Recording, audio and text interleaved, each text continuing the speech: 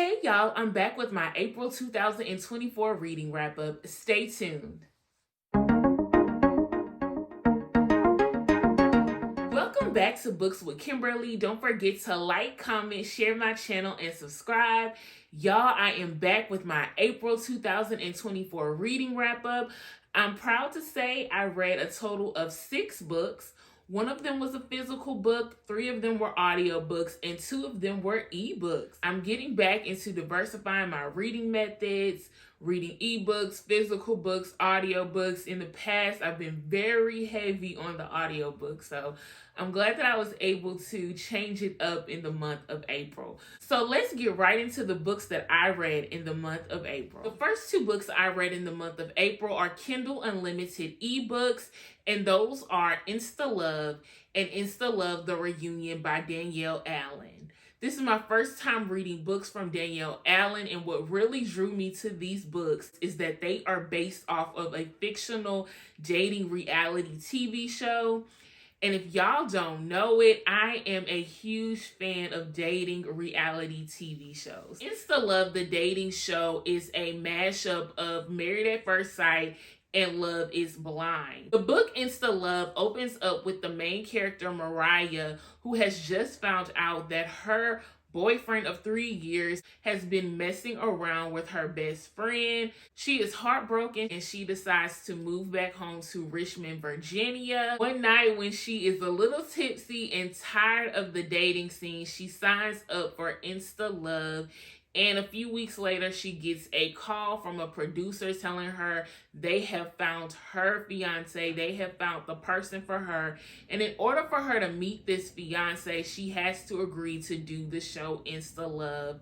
When she gets there, she's immediately attracted and feels this chemistry with this guy named Zion. And Zion is who she finds out is her fiance. I really love the premise of this dating show. The only thing I will say is that this book was very smutty, very steamy, and for me, I wanted to see more actual romance. It reminded me of a Married at First Sight couple, as where they are technically strangers, and so they're very awkward with each other. But it's funny how they didn't mind getting to know each other physically. And in that bedroom, when the cameras shut down, they didn't mind getting to know each other then.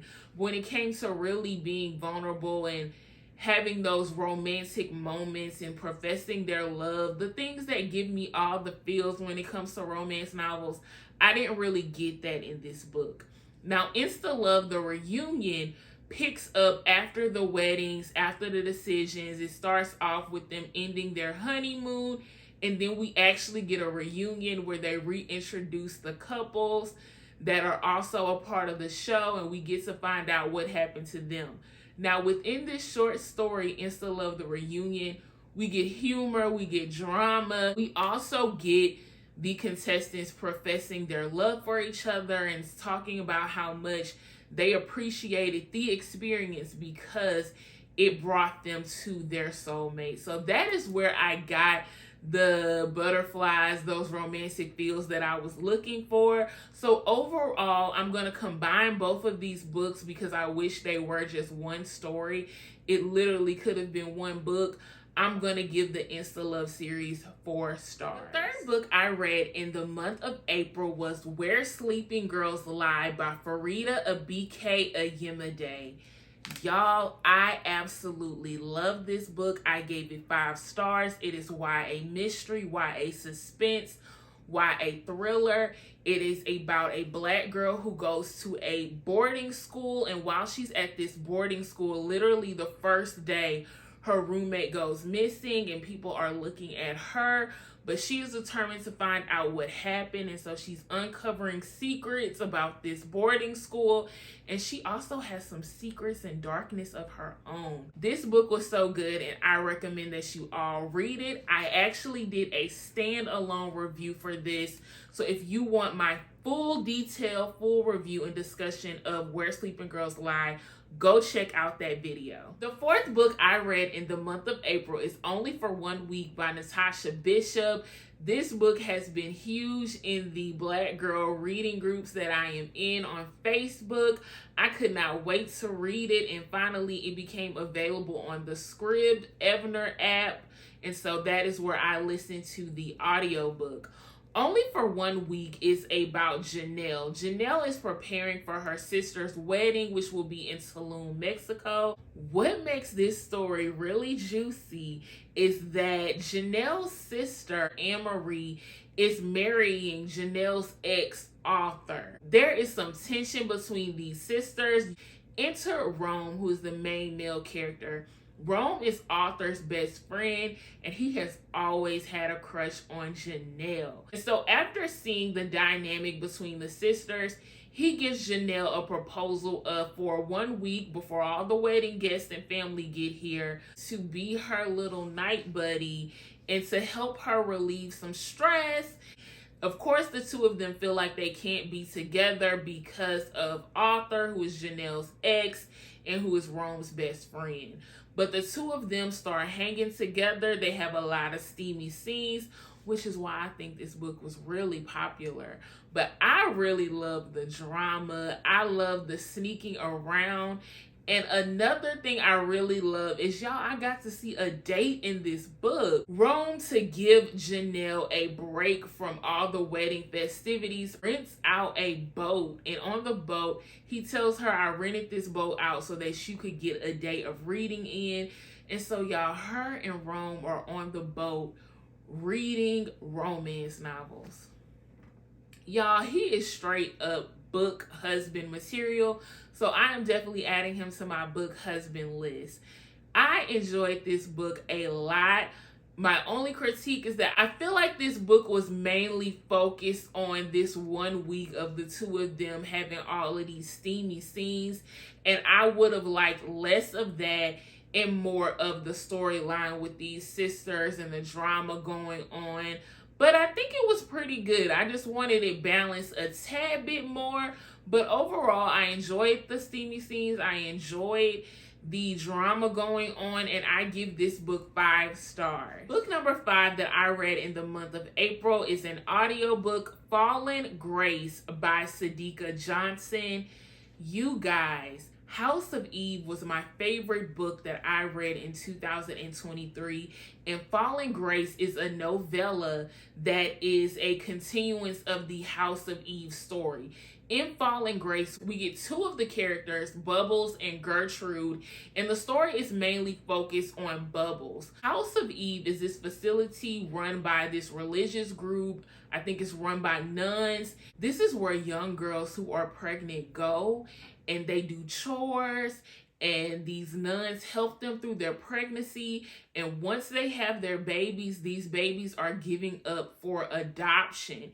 And it's really heartbreaking because a lot of these girls, within these months of being there and feeling their baby, they start to dream, they start to wish. And by the time these babies are born and they get to hold them, they get to feed them for the first time, they are attached to these babies and they try to change their mind and want to keep them.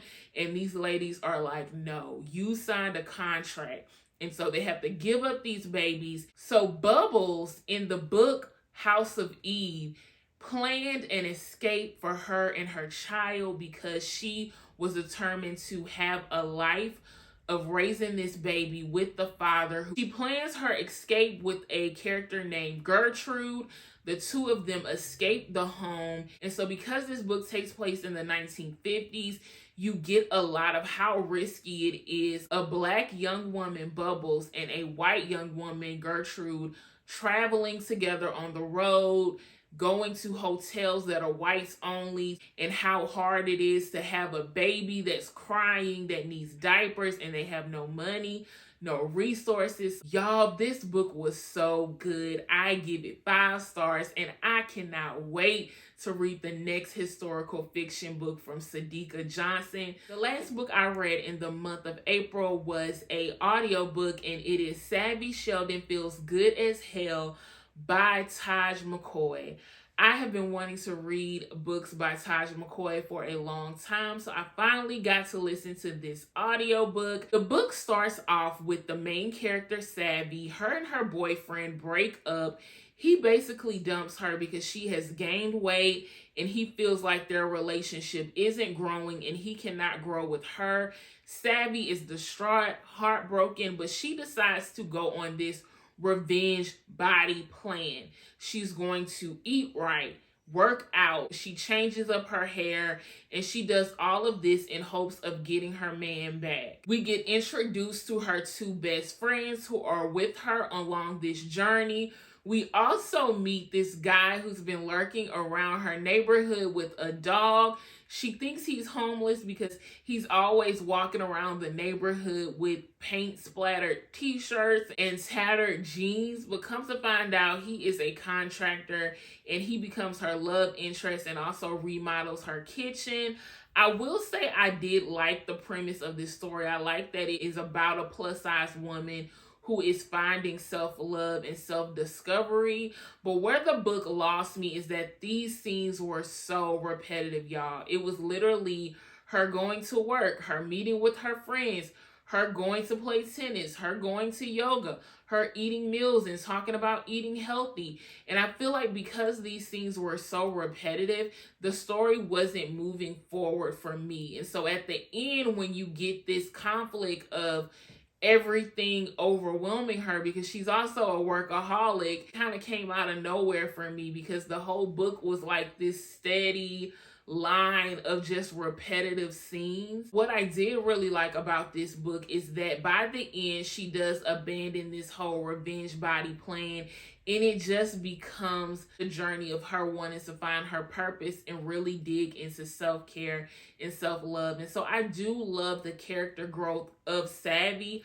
I just wish there would have been more plot-driven points to really drive and move this story forward. I give this book 3 stars. Y'all, that's it for the books I read in the month of April. Get down in those comments and let me know what books you read. And thank you again for tuning in to a Books with Kimberly video.